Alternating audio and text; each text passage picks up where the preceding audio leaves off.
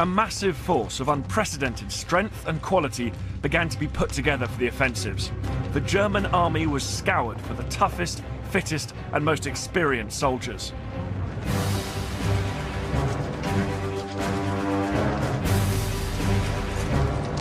The weak and the old were transferred to the rear.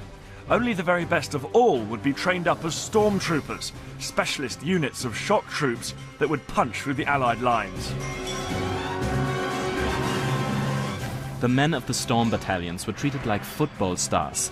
They lived in comfortable quarters, they did their jobs and disappeared again, and left it to the poor foot sloggers to dig in.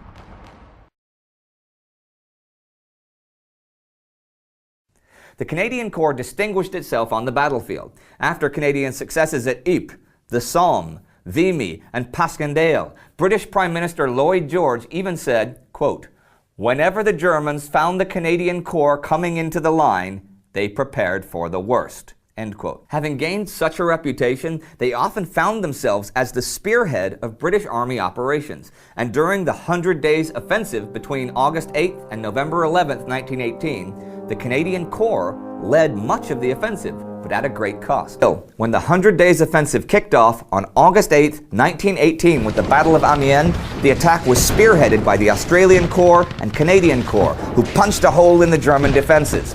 Over the following weeks, the Australian Corps fought numerous battles, but with the high casualty rates of the offensive, along with the loss of 38,000 men earlier in the year at Passchendaele, Australia was running out of men to continue the fight. But in August and September, though the Australian Corps made up only about 10% of the Allied forces, it had captured close to a quarter of all prisoners, enemy guns, and territory gained from the Germans on the Western Front.